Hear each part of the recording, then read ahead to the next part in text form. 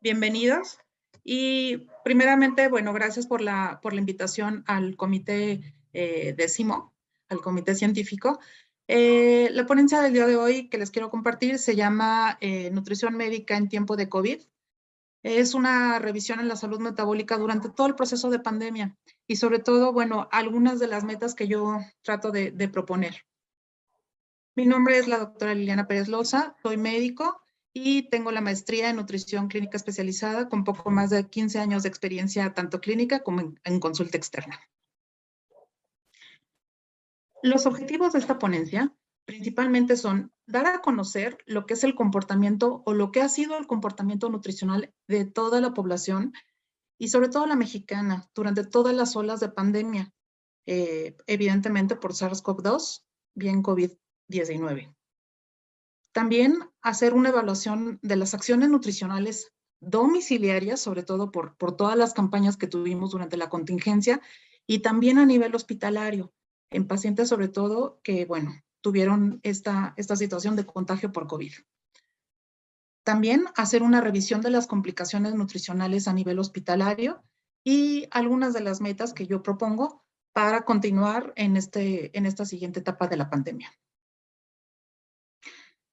En este momento, bueno, les tengo en esta imagen lo que yo considero que es la ecuación en tiempos de COVID. ¿Y a qué me refiero?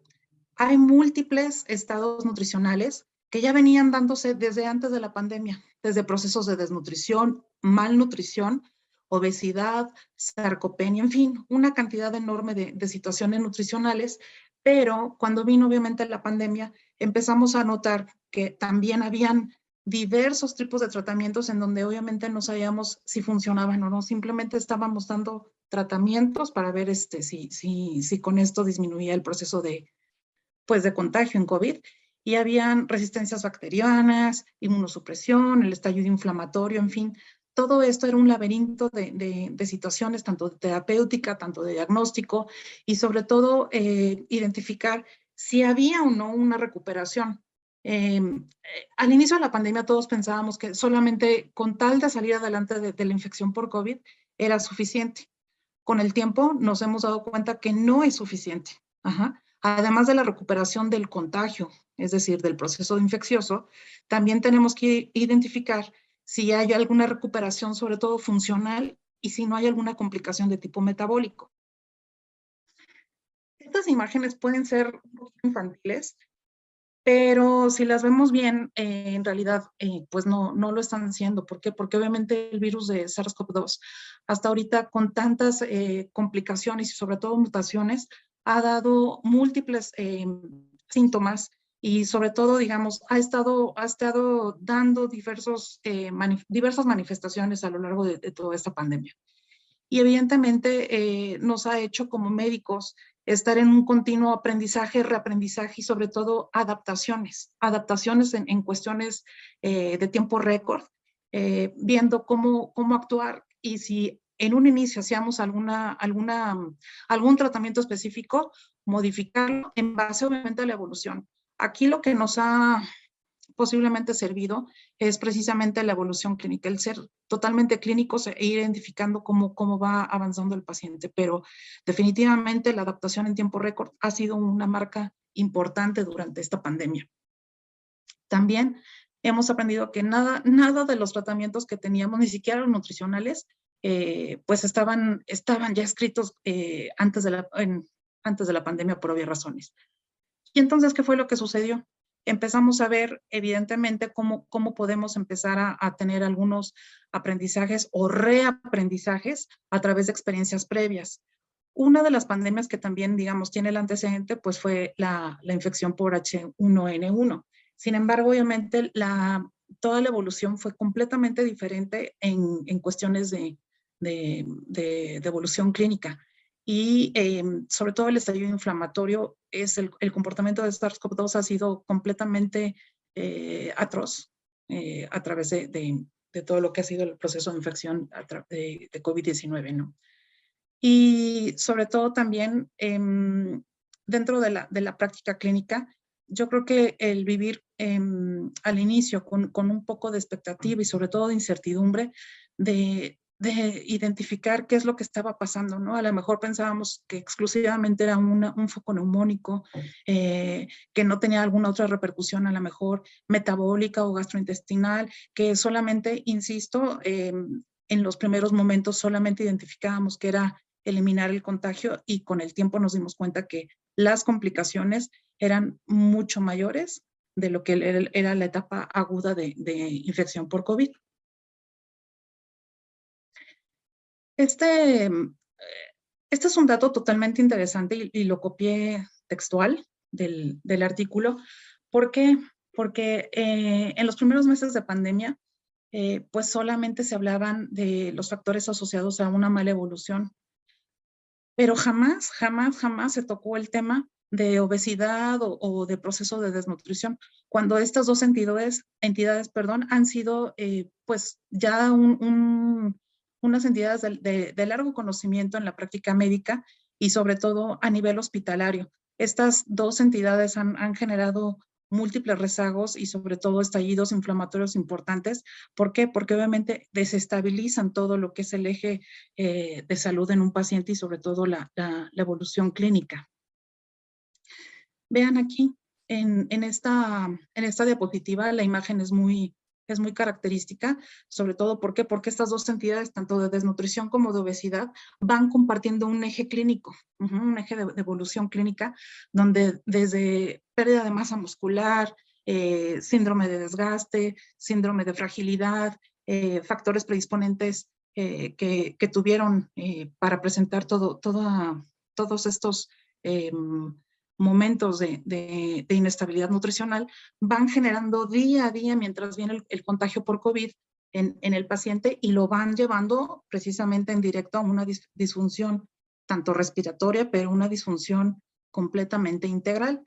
Entonces, estos datos de desnutrición y de obesidad jamás hay que perderlos de vista, ¿no? Sí es importante detectar evidentemente el patógeno, el tratamiento específico, pero estas entidades siempre han existido. Desnutrición y obesidad siempre han estado marcando para mal toda la evolución clínica en los pacientes de hospitalización.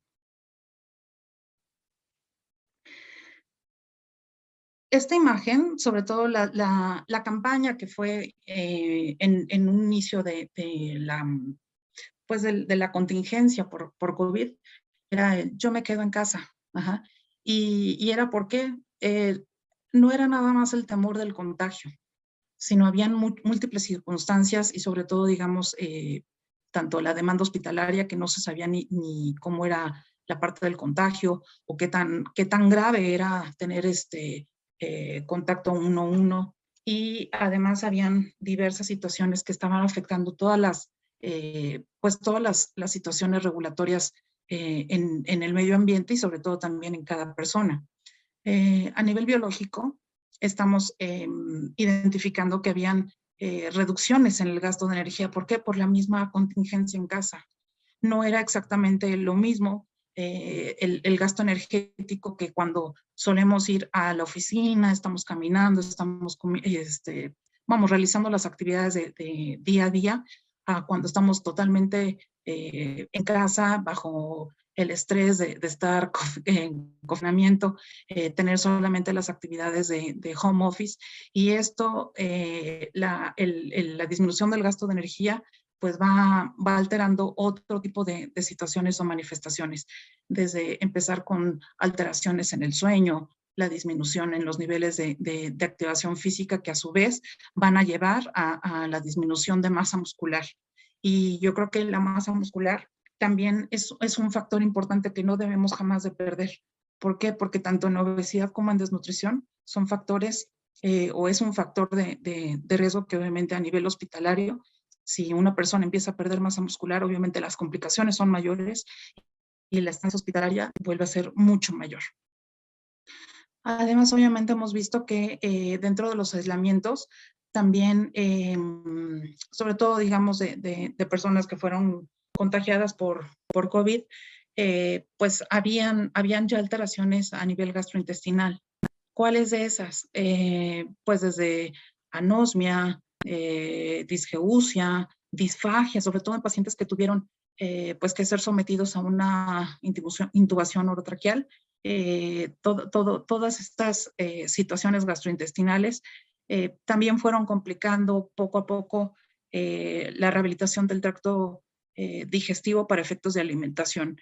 Entonces, por mucho tiempo se mantuvo al paciente en ayuno pensando o sopesando qué era más importante, dejar en un ayuno controlado, es decir, en un ayuno médico, o bien empezar a dar exclusivamente una alimentación hipocalórica, porque obviamente había mucha complicación para la vía digestiva, vía oral, y pues el ir sopesando qué tipo de vía de alimentación podíamos colocar, si una sonda o bien dejábamos a libre demanda la alimentación, pero no más, algunos médicos solamente veían que era importante salir adelante del contagio, más no obviamente del proceso, insisto, de rehabilitación hacia más adelante, ¿no? La parte funcional sobre todo. En consecuencia, todas estas situaciones que fuimos viviendo todos a nivel del confinamiento, pues no solo nos trajo alteraciones en el aspecto de salud física, también nos lo trajo, y es obviamente una siguiente pandemia, todos los aspectos de salud mental.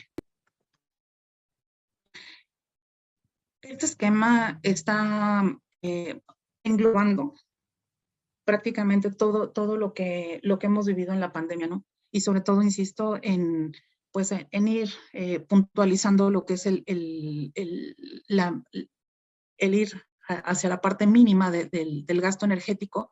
¿Por qué? Porque obviamente habían fallos en la activación física, insisto, por el confinamiento. Había al inicio procesos de ansiedad por identificar si me iba o no a contagiar o nos íbamos a contagiar, hasta estando dentro de casa, ¿no? Si íbamos al súper, ¿cómo íbamos a traer los alimentos a casa? Entonces, todos prácticamente estábamos como viviendo en un estrés continuo, y esto obviamente era un desgaste tanto emocional como biológico, y esto a su vez pues hacía elevaciones de resistencia insulínica, hiperglicemias sostenidas, también obviamente nuevamente la parte de la síntesis proteica que estaba disminuida o alterada por estos factores que ya les he mencionado, y también empezaron a alterarse todo lo que son los procesos de ciclo circadiano. En algún momento decimos, bueno, el ciclo circadiano a lo mejor ya estaba o ha estado descrito, y sobre todo, digamos, no se haya visto un impacto mayor sobre todo en las cuestiones de una pandemia, pero con el tiempo nos hemos dado cuenta de que sí ha afectado, y sobre todo, ¿por qué? Porque obviamente se conocen los procesos metabólicos y fisiológicos que están respaldados en oscilaciones biológicas prácticamente de 24 horas. Y todo esto pues es a través del núcleo supraquiasmático.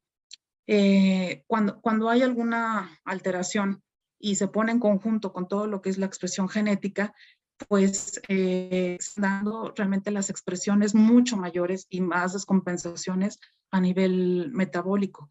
Y existen obviamente procesos de autorregulación. Sin embargo, estos procesos de autorregulación, si no son bien llevados o bien adaptados, pues evidentemente llega un momento en donde todo se va dando hacia un proceso mayor de descompensación, tanto metabólica como de un estrés generalizado. Y el estrés generalizado vuelve nuevamente a generar un ciclo completamente pues mayor, en donde se empiezan a bloquear todos los procesos metabólicos, y son círculos viciosos sostenidos hasta que evidentemente por estrés caen las repercusiones mayores a nivel de riesgo cardiometabólico. En esta imagen, bueno, también las imágenes, bueno, van siendo de las campañas del Yo me quedo en casa, y sobre todo de las primeras etapas de cómo recibíamos a los repartidores, ¿no? Todo era prácticamente dejado en la puerta, o bien con algunas circunstancias hasta de sanitizar todo, y no digo que ahora sea diferente, pero vamos, al inicio eran situaciones muy complejas y a veces eran como irracionales, porque por temor a tener un proceso de contagio, pues por medio del contacto de los alimentos, ¿no? Como les decía, todos los ciclos, más bien el proceso de ciclo circadiano, que es normalmente se lleva a cabo en nuestro cuerpo, tiene procesos de adaptación. Y los procesos de adaptación, una vez que se van llevando, pues van generando, digamos, un equilibrio dentro de nuestro metabolismo. Pero si obviamente la expresión ambiental, en este caso, un ambiente estresor continuo, y obviamente los procesos adaptativos nos estaban dando, entonces los estallidos metabólicos y los estallidos inflamatorios eran cada vez mayores, y mucha gente empezó a tener pues repercusiones cardiometabólicas y cardiovasculares importantes. Ahora bien, estas imágenes pues que también les coloco aquí en la plática, muy posiblemente las estemos llevando aún a cabo, ¿no? ¿Por qué? Porque la pandemia sigue. Y evidentemente, a pesar de que estamos tratando de ya romper estos esquemas de estar home office 100%, siguen siendo algunas situaciones de tipo híbrido. En México, al menos la parte del regreso a la escuela no ha sido al 100% libre. Hay modalidades todavía híbridas, algunas presenciales, algunas exclusivamente de home office, y hay gente que de plano no quiere regresar a la parte presencial. Entonces, todo esto también, insisto, ha llevado a que la parte de estrés continuo por la pandemia hayan tenido algunos resultados, como la hipertensión se elevó en la población un 13%, el consumo de tabaco el 9%, las muertes globales por inactivación física, y obviamente pues porque esta inactivación fue obligada por la pandemia, el 6%, y pues en pacientes que ya eran o padecían diabetes mellitus, o bien que estaban en valores límites, pues empezaron a tener cada día hiperglicemias mucho más sostenidas, prolongadas, y el ascenso en la población fue del 6%. Esta siguiente diapositiva también me pareció bastante interesante, porque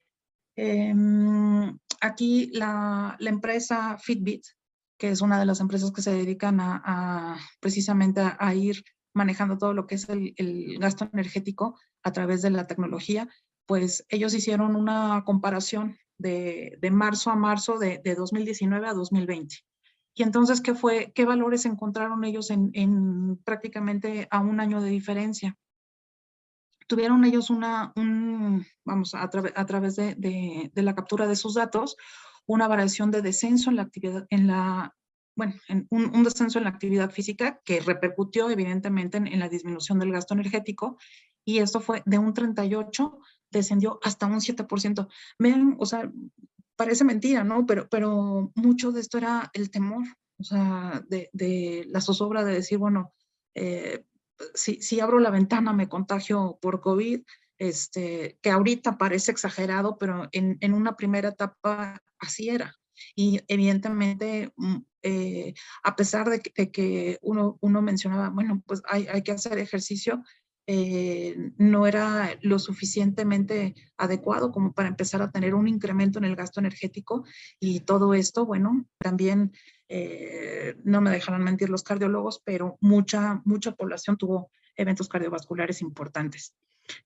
Y bueno, sobre todo, si además de la disminución del gasto energético empezamos a hacer una valoración de la alimentación y del estilo de vida que se vivió o en la primera etapa de la pandemia, podemos ir identificando que que habían factores de tipo besogénico para obviamente empezar a desarrollar o bien continuar con todos los procesos metabólicos irregulares, como cuáles, como la dislipidemia, que a su vez obviamente van a generar la presencia de disfunciones microvasculares, la resistencia periférica de insulina, el incremento de peso, sobre todo a expensas de masa grasa y visceral, ¿no? Y pues quizá todos podemos levantar la mano porque no considero que haya una sola persona que no haya ganado al menos medio kilo, ¿no? Y medio kilo a lo mejor es irrisorio, pero el promedio, y también se ha visto, el promedio de ganancia de peso durante lo que llamamos de pandemia ha sido entre 3 y 5 kilos. Habrá personas quienes han ganado un poco más de peso, pero sobre todo ese peso ha sido a expensas predominantemente de grasa visceral. Ahora, todos esos temores y toda esta parte biológica que les he compartido hasta este momento, también hubo un fenómeno social que fue el ir identificando qué tipo de alimentación puedo llegar a consumir. ¿Por qué? Porque teníamos aparentemente mucho tiempo libre, ¿no? A pesar de que estábamos en home office, nuestra mente eh, pues era tremenda o sigue siendo tremenda. Y entonces empezábamos a identificar y a leer, ¿no? ¿Qué era en ese momento lo que más nos convenía para efectos de alimentación dentro de la pandemia? Y entonces de ahí empezaron a gestionarse diversas modalidades o estilos de alimentación.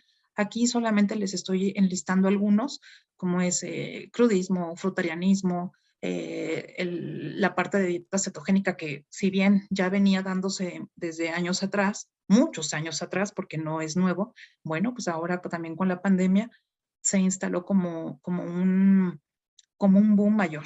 ¿Por qué? Pues porque obviamente en la dieta cetogénica se pretende que la masa muscular se mantenga.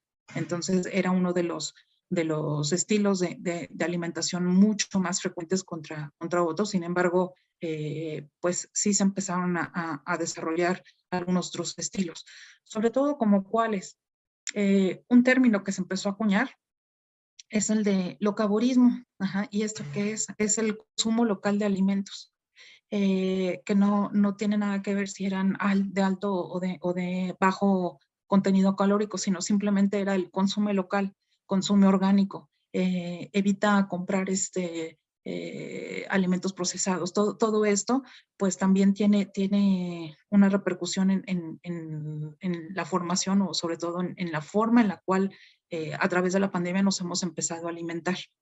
Y bueno, dentro de una familia, me regreso un poco, dentro de una familia también hubo patrones en donde a lo mejor papá y mamá decidían consumir un estilo de vida, un estilo de vida de tipo cetogénico, ¿no?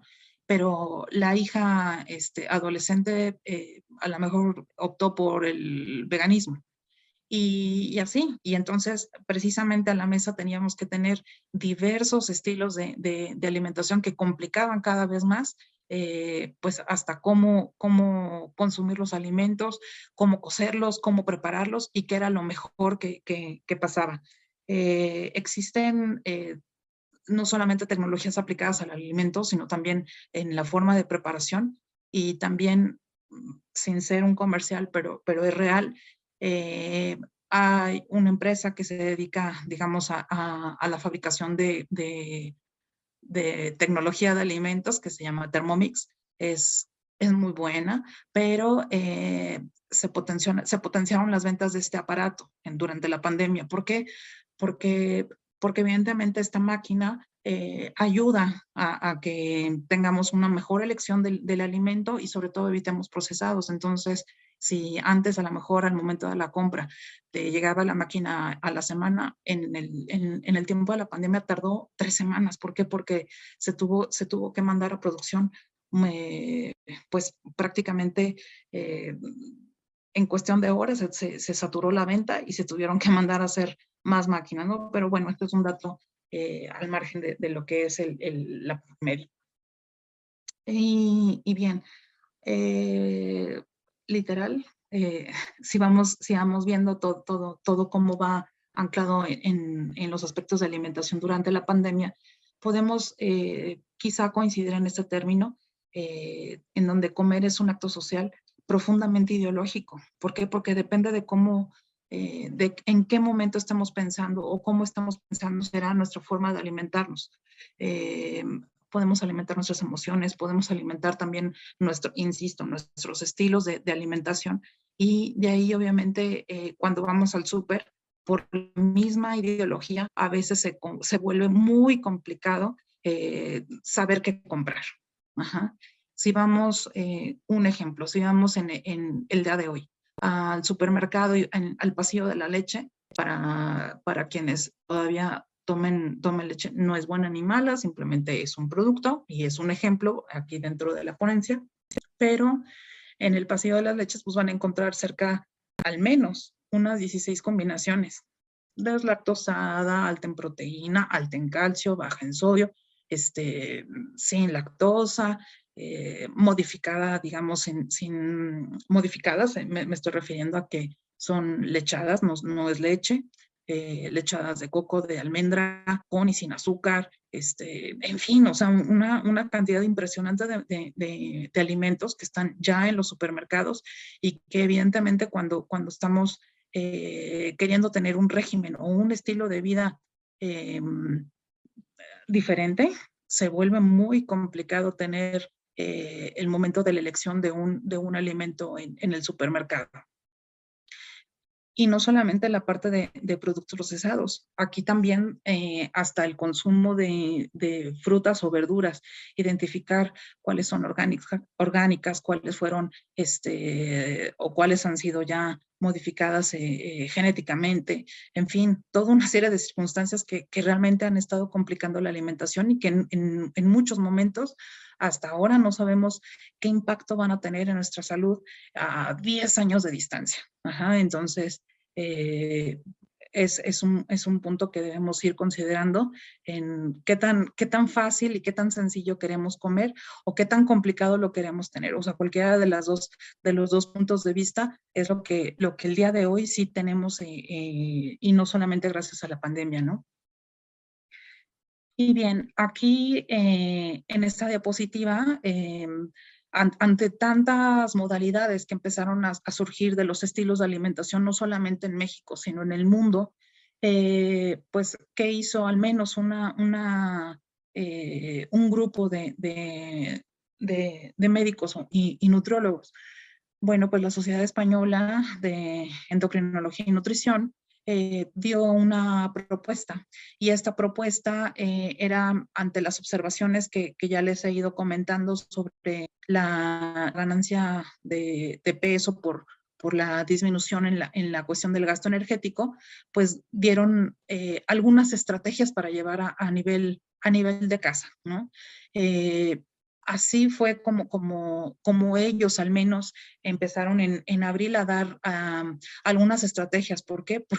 Porque se sabía que obviamente la pandemia no iba a durar meses, iba a atrasarse todavía a 1 o 2 años. Al inicio de la pandemia no se conocía qué era lo que iba a suceder, pero evidentemente ya ante los antecedentes, bueno, ante el antecedente de procesos de mal con todas sus facetas, había algo que realizar. Y de eso fue obviamente dar como cierto tipo de lineamientos, ¿no?, a la población, sobre todo la española. Como les he mencionado, a veces tenemos el hábito de comer para distraernos, para llenar a veces emociones, y obviamente la Sociedad de Endocrinología Española dijo, bueno, ok, si esto es lo que esto es lo que tenemos en este momento, pues vamos a generar la estrategia a la población. ¿Y cómo? Vamos a ayudarlos. ¿Por qué? Porque también el ir de forma presencial al endocrinólogo o al nutriólogo o al dietista era complejo. Y de ahí, evidentemente, también se empezaron a desarrollar diversas categorías dentro del ámbito de la nutrición. Si antes ya habían coaches dentro de la nutrición. Bueno, pues ahora no solamente habían coaches dentro del área de la nutrición, habían o empezaron a emerger trofólogos, alimentaciones holísticas, en fin, una batería de ramas dentro de los estilos de nutrición, y todos, o al menos en España, lo que hicieron fue decir, "Ay, bueno, ante tanta ideología, vamos a tener estas estrategias de fue la acción o planificar menús semanales, utilizando también raciones pequeñas, formas obviamente de preparar los alimentos, el tipo de aceite, es decir, ya no dejarlo a libre demanda si van a emplear modalidades diversas de aceites, porque en algún momento también hasta el aceite de coco se puso de moda. Sin embargo, pues no es saludable la preparación de alimentos con aceite de coco, pero no es el tema del día de hoy. Y bueno, ellos promovieron pues tener nuevamente lo que es el aceite de oliva como grasa, es decir, buscar una grasa totalmente saludable. En cuestión de la activación física, ellos propusieron que al menos se tuviera una hora diaria de activación en casa. Obviamente donde había que adaptar ejercicios, repeticiones, velocidad, intensidad, frecuencia, en fin, diversos aspectos dentro de la movilidad en articulaciones. Bien, entonces, ante todo lo que hemos recorrido de los históricos de la pandemia, ¿qué fue lo que hizo al menos España? La Sociedad de Endocrinología y Nutrición generó una estrategia, digamos, que empezó a difundir, ¿no? A nivel poblacional. ¿Por qué? Porque también hubo mucha expansión de diversas modalidades, no solamente del estilo de alimentación, sino también de profesionales o técnicos en la alimentación. Y entonces, si antes de la pandemia ya existían lo que se considera el coach de hábito saludable o coach de alimentación, bueno, pues empezaron a modificarse, sobre todo empezaron a presentarse cada vez más y más personas que estaban interesadas en el área de la salud, sobre todo principalmente en el área de la nutrición, y obviamente todo esto iba dirigido hacia los estilos de alimentación que se estaban dando dentro de la primera etapa de la pandemia. Ahora bien, esta estrategia que generó la sociedad española, dijo, bueno, al menos ahí va mi granito de arena. Ajá. Y entonces, ¿qué hizo? Dio evidentemente los planes o los estatutos para que dentro de casa, la alimentación en casa fuera lo más apegado y obviamente disminuyera todos los factores de riesgo que ya se estaban dando, se estaban dando cuenta de que el confinamiento estaba teniendo ya repercusiones de tipo metabólico cardiovascular, que es lo que hemos estado mencionando en la primera parte de la plática. Y entonces dentro de estos lineamientos o estatutos dijeron, bueno, pues vamos a preparar un primer eslabón donde pongamos que el alimento sirve exclusivamente y literal para alimentar. No es un método de distracción, no es un método paliativo para minimizar las emociones. ¿Y cómo lo vamos a hacer? Bueno, pues podemos dar a la población la creación de planes de menús semanales.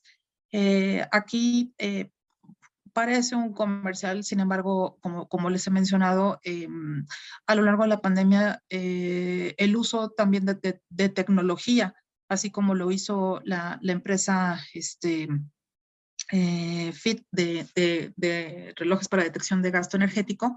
Bueno, pues a nivel de los alimentos, otra empresa alemana pues empezó a vender máquinas de preparación de alimento. ¿Por qué? Porque obviamente sabían que el confinamiento ya estaba teniendo pues sino obviamente situaciones de tipo metabólico, que ellos no se dedican a eso, pero sí se dedicaban, digamos, como a la industria y la tecnología de alimentos, pues dijeron, ¿sabes qué? Pues vamos a apoyar esto que se está dando y vamos a través de la creación de menús semanales, esta máquina se llama Thermomix, pero insisto, no es el objetivo de esta platicada darle énfasis a la máquina, pero estas máquinas apoyaron, digamos, a tener un poco más de diversidad en la preparación de los alimentos y buscando sobre todo que fueran menos procesados, más variados. ¿Por qué? Porque la pandemia apenas se tocaban las primeras olas de contagio.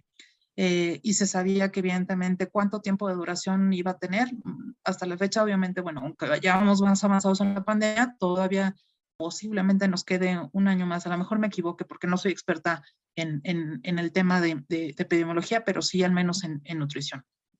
Y bueno, también otro de los parámetros que hizo la Sociedad de Endocrinología, pues fue facilitar o determinar que solamente el aceite de oliva fuera pues la grasa principal dentro de la preparación de los alimentos.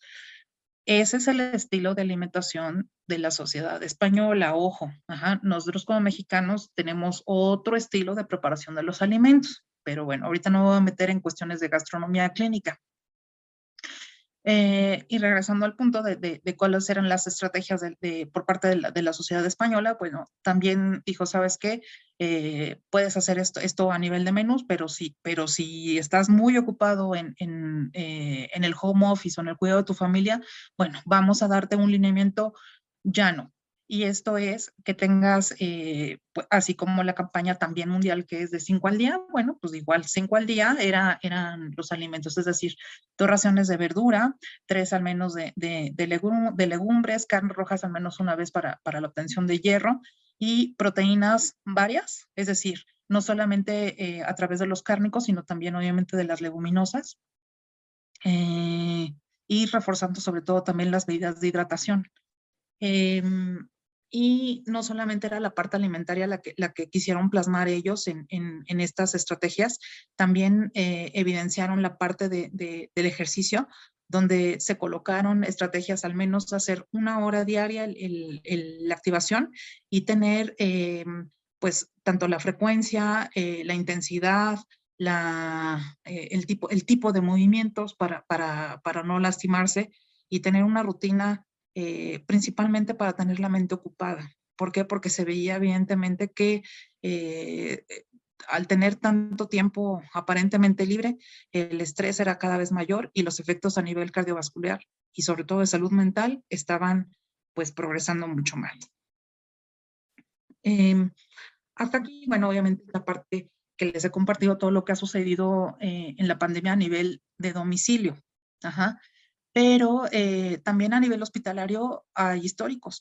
¿Por qué? Porque obviamente, como les comentaba al inicio de la plática, si los estados multifactoriales de nutrición a nivel eh, hospitalario ya se conocían, bueno, pues con COVID se realzaron mucho más, ¿no? Sobre todo porque los procesos de desnutrición eh, fueron exacerbados evidentemente por el tipo de posición en que se tuvo que colocar al paciente para que tuviera una mejor ventilación, una mejor recuperación a nivel pulmonar, pero disminuía, digamos, el ingreso de aliento, ajá, en todas sus modalidades, ¿no? No solamente la vía oral.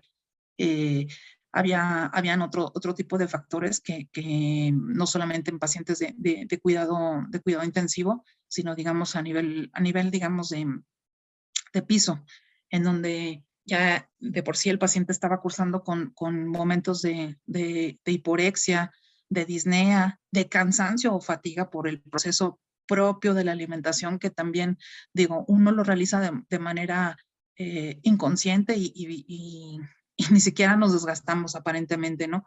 Pero un paciente que ha tenido una enfermedad, en este caso por COVID, pero que ha tenido una afectación de tipo pulmonar, es de las enfermedades que más gasto energético tienen y que evidentemente también llevan a un síndrome de desgaste.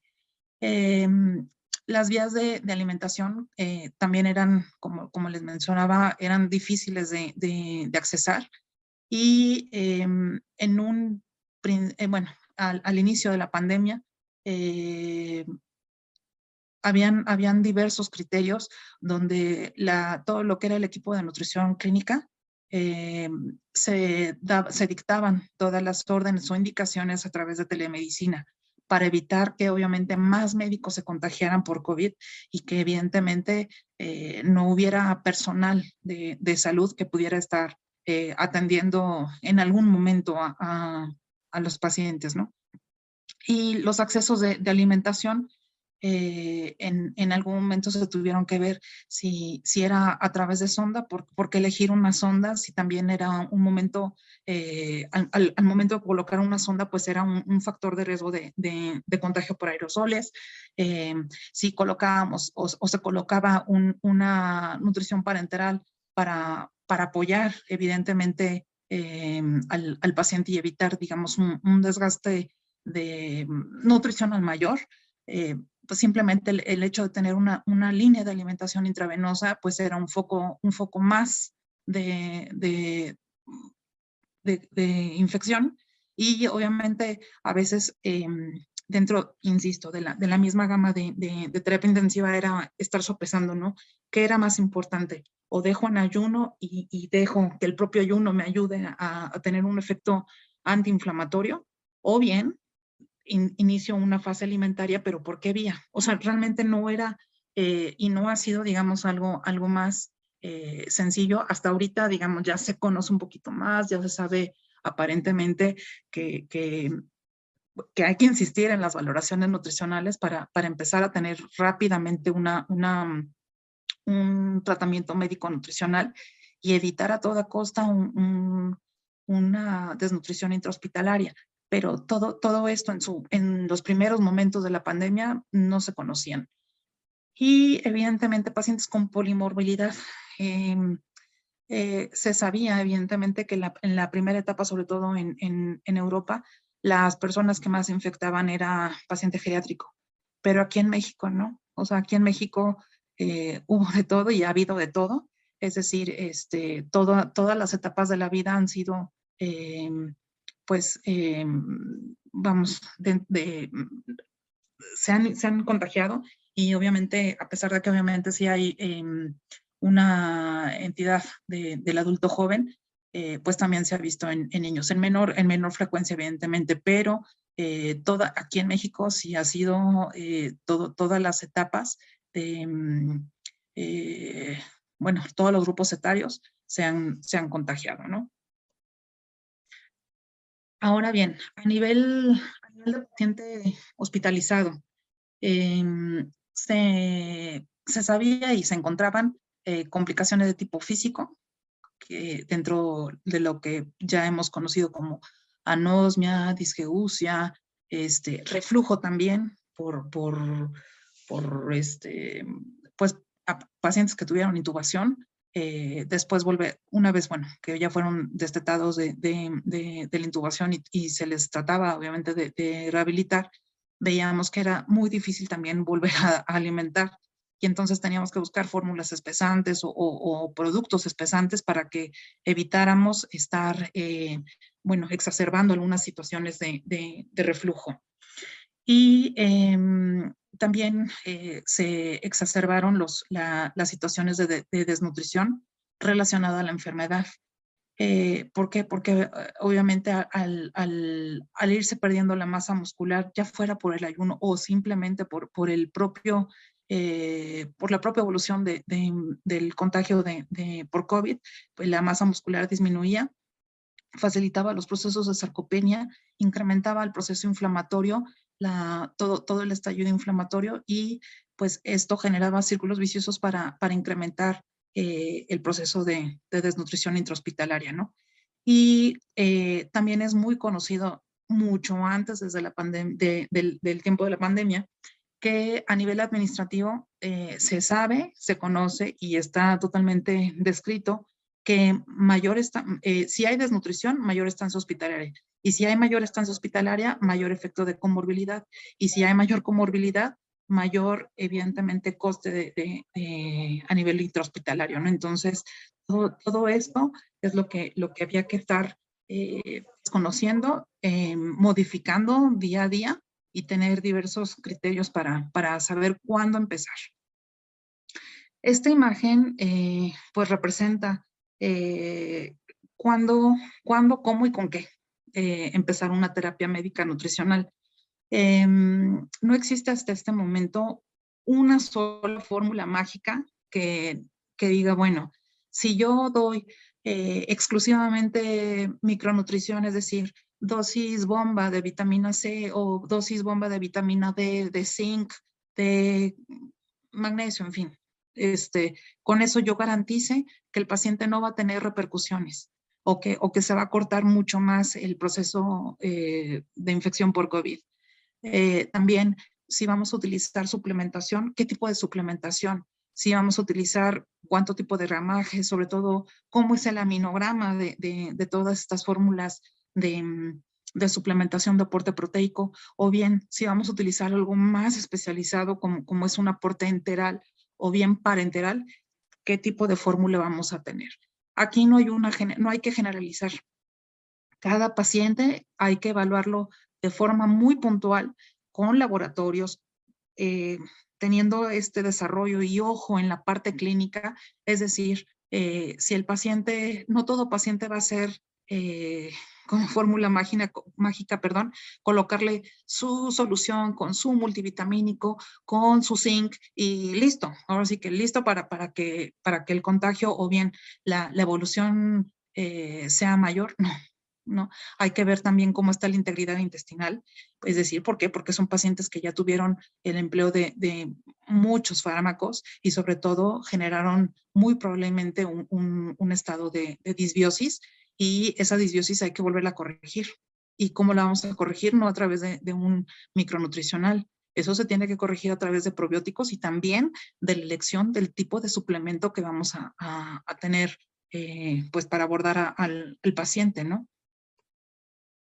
En esta imagen, así como en algún momento la Sociedad de Endocrinología Española propuso eh, eh, dar estrategias de atención domiciliaria, bueno, pues también lo que es la ESPEN, que es la Sociedad Europea, dijo, ¿saben qué? Yo también voy a seguir trazando cuándo empezar con una terapia nutricional, qué realizar y hasta cuándo, qué darle y cómo darle al paciente, ¿no? Entonces, ellos plasmaron también estas estrategias a nivel hospitalario, que han sido, digamos, parte ya del uso dentro de cualquier unidad de cuidados intensivos, o bien en los pisos de medicina interna, o bien de infectología. Aquí en México dependerá mucho del recurso, tanto bueno, del hospital privado, del recurso evidentemente del paciente, y si es a nivel institucional, también los recursos con los que cuenta el gobierno, ¿no? A pesar de que están estos algoritmos, no siempre tenemos los recursos materiales para tener todas las formulaciones como uno quisiera. Entonces, en mi experiencia tenemos que ver para qué te alcanza y cómo lo vas a utilizar y cómo vas a tener que poder sacar adelante a un paciente, no solamente empleando fórmulas magistrales. Tienes que ver, insisto mucho en el proceso de la clínica, la evolución clínica es lo que va a determinar qué fórmula, qué tipo de micronutrientes, qué tipo de aporte proteico, insisto, con el tipo de aminograma que específico para sacar adelante a cada uno de los pacientes y disminuir el proceso de desgaste en cada uno de ellos.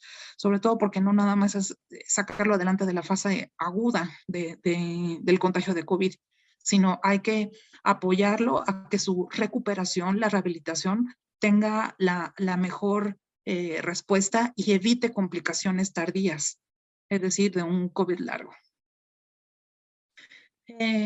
Complicaciones nutricionales también no son nuevas, sin embargo hay que tenerlas presentes. ¿Por qué? Porque son pacientes que presentan carencia a nivel nutricional y que cualquiera de estas entidades que están aquí descritas pueden exacerbar complicaciones mayores. Ajá. Evidentemente tomar en cuenta a toda costa si hay o no hay factores de riesgo para el síndrome de realimentación. Siempre antes de colocar cualquier tratamiento nutricional, evaluar cómo están los electrolitos. Esa es mi primera, digamos, como recomendación, que seguramente muchos de ustedes ya lo hacen, pero al menos siempre tomarlo en cuenta y no dejarlo pasar. También prevenir, tratar todas las deficiencias micronutricionales. También se han descrito y evaluado si altas dosis de algún micronutriente es capaz de hacer una reversión de los síntomas, sobre todo los inflamatorios, pero hasta el momento no son estudios concluyentes, ¿no? Entonces, vuelvo a insistir mucho en evaluar todo el proceso de la evolución clínica para ir determinando qué sí poder darle al paciente y sobre todo que tenga una mejora en su estancia hospitalaria. La presencia de glicemias sostenidas, sobre todo de glicemias altas o hiperglicemias, o bien en pacientes que ya eran portadores de diabetes. Esta es una entidad completamente presente en pacientes con COVID porque son susceptibles al contagio. Pero siempre hay que estar evaluando el tipo de formulación de tratamiento nutricional que vamos a otorgarle para que estas más glicemias no las estemos exacerbando por la osmolaridad que tenga la fórmula que cada uno hayamos elegido como tratamiento nutricional. El desequilibrio hidroelectrolítico es también uno de los procesos constantes y continuos en pacientes con COVID. Entonces, hay que estar haciendo reposición hidroelectrolítica continua. Y recordemos que la nutrición es un proceso totalmente dinámico. Dinámico es decir que no podemos dejar sin evaluar a este paciente al menos cada tercer día. Estar presentes en la toma de electrolitos para ver qué tanto modificó a partir de que empezamos a tener el ingreso de alguna fórmula, si nos fuimos por la vía enteral, ver cómo toleró a nivel gastrointestinal, pero también a nivel metabólico y sobre todo a nivel electrolítico. Entonces, esta también es una de las complicaciones que siempre debemos tener presente y evitar a toda costa algún desequilibrio mayor. Y la pérdida de masa muscular. Sabemos que obviamente un paciente que está con estancia intrahospitalaria de larga evolución, evidentemente la masa muscular puede llegar a perder en un solo día hasta 300 gramos, ¿no? Entonces hay que considerar evitar a toda costa una mayor pérdida de masa muscular. Hasta este momento, evidentemente, ¿qué hemos aprendido de la pandemia? No solamente en el ámbito alimentario, sino también, vamos, yo creo que en el aspecto humano que hemos aprendido. En mi experiencia, lo que yo les puedo compartir es que, bueno, tuve que emigrar de manera forzada a la parte de la medicina y muchos de los pacientes que llegué a tener desde el inicio de la pandemia hasta el día de hoy, hay todavía, digamos, como algunas inquietudes que parecieran básicas, ¿no? Y estas mismas observaciones que yo les comparto de mi propia consulta coinciden con lo que está ya publicado, ¿no? Entonces, quiere decir que es algo muy, muy similar, tanto en México como en Asia o en Europa. Algunas personas idealizan la alimentación o por el mismo cambio de ciclo circadiano, pues modificaron los tiempos de alimentación. Es decir, todo lo que ya hemos estado escuchando a lo largo de la ponencia, pues se van siendo repetitivos y sí son factores que están presentes, ¿no? Sobre todo, digamos, hay una constante que el paciente búsqueda y es la garantía, ¿no? La garantía de mantener el estado de salud, de evitar a toda costa un contagio o bien favorecer que a través de la alimentación se garantice, no que se pueda, ¿no? Ellos quieren que se garantice que la alimentación va a ser la correcta y que evidentemente va a disminuir a toda costa un contagio por COVID, ¿no? Sin embargo, obviamente tenemos que ser totalmente, además de empáticos, tenemos que ser muy éticos e identificar cuáles son los factores de riesgo individuales para poder establecer criterios y sobre todo un tratamiento individual que lleve obviamente pues a la recuperación de cada paciente, ¿no? Metas. ¿Cuáles son las metas que yo puedo proponer? Y eso es totalmente personal, pero ante todo este recorrido que les he comentado, uno evidentemente es pues mantener todo lo que ya hemos conocido en cuestiones de higiene, sana distancia, alimentación óptima, hidratación. Pero también más allá de los aspectos biológicos, creo que a nivel profesional debemos de hacer mayor difusión de lo que es el tamizaje de riesgo hospitalario a nivel nutricional. Yo creo que no solamente dejarlo a médicos o a licenciados en nutrición, ¿no? Que somos como los que estamos más pendientes de este tipo de situaciones. Yo creo que hay que hacer una mayor difusión para que obviamente enfermería, químicos, en fin, todos los que estamos dentro del área de la salud podamos hacer un tamizaje y disminuir evidentemente todos los procesos de desnutrición hospitalaria. También, bueno, si hacemos el correcto tamizaje, pues podemos ayudar a que toda lo que es la estancia intrahospitalaria disminuya y por ende todos los procesos de sarcopenia vayan mejorando. No puedo decir que se eviten, pero al menos que sí tengan una mejora al no tener una estancia prolongada. Seguir construyendo evidencia. Ajá. Quizá hasta ahorita ha sido mucho la experiencia clínica, pero nos falta que sea esto ya con grado de evidencia médica. Y yo creo que estos foros, y por eso es que agradezco mucho al comité, pues funcionan precisamente para hacer una difusión de los alcances que cada uno podemos tener, pero sobre todo cómo podemos impactar, ¿no?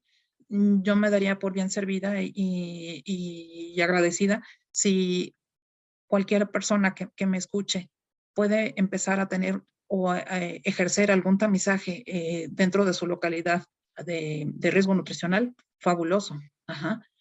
¿Por qué? Porque evitamos muchas cuestiones que ya vimos a lo largo de la plática.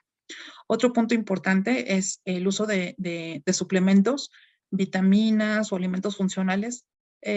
Considero que obviamente sí deben de ser estrictamente bajo vigilancia del personal de salud. Ajá. No solamente del médico, pero sí al menos del personal de salud. Que nosotros que estamos en el área sepamos cómo utilizarlos, para qué están diseñados y evidentemente si empezamos a hacer desde un diagnóstico nutricional, podamos apoyar a que cada día se empleen todo ese tipo de productos o de tecnologías dentro de la alimentación y de la medicina a favor del paciente y no solamente que sea una situación de moda o de temor, ¿no? Una compra por temor, ¿no? Es decir, compro una vitamina para no contagiarme, ¿me explico? Y a nivel humano, pues es volver a recuperar el sentido de la vida. La pandemia es simplemente una circunstancia que a todos en este momento nos tocó vivir y afortunadamente, bueno, tenemos grandes personas, tanto en el ámbito científico, pero también humano, que nos permiten ir conociendo cada una de estas situaciones, dándole sentido y obviamente compartir el lado profesional, el lado humano y el lado empático para que entre todos podamos seguir adelante.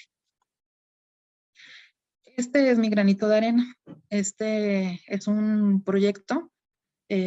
Bueno, hoy puedo decir que es un proyecto, pero en realidad surgió como una acción social, ¿no? Literal, ahora sí que en mi tiempo libre, de mente inquieta, dije, estamos en pandemia y entonces hay muchísima gente en riesgo. ¿Qué puedo hacer? Ok, redes sociales. Entonces hice un grupo en Facebook que lo llamé nutrición médica en tiempo de COVID. Hasta este momento, pues el grupo ya tiene 3,890 miembros, pero ahí, ¿qué es lo que he compartido? He compartido parte de lo que ha estado evolucionando la pandemia a nivel nutricional.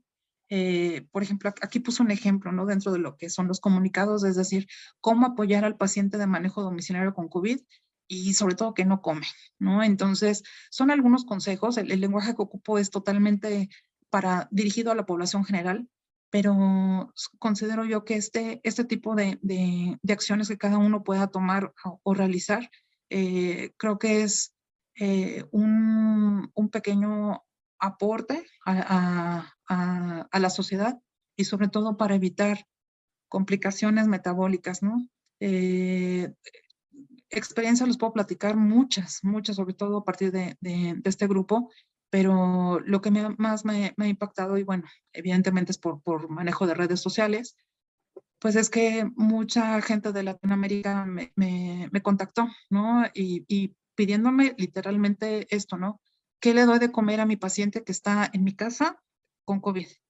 Y a veces era gente que solamente podía tener acceso a leguminosas. Ok, pues entonces a base de leguminosas vamos a ver cómo podemos apoyar a tu paciente y salir adelante, ¿no? Entonces, este granito de arena creo que ha ido creciendo día con día. Insisto, no es un supergrupo porque obviamente las cifras todavía faltan mucho por crecer, pero así como ha crecido, pues ha sido un crecimiento natural de redes sociales y pues ha sido pues lo que yo he podido apoyar a la sociedad. Pues bueno, voy a dar tiempo para lo que son preguntas y respuestas. Les dejo aquí mis datos, mi teléfono de contacto puede ser a través de WhatsApp o línea directa y mi correo electrónico para cualquier duda o inquietud que pudieran tener. Les agradezco mucho y pues espero verlos pronto. Gracias.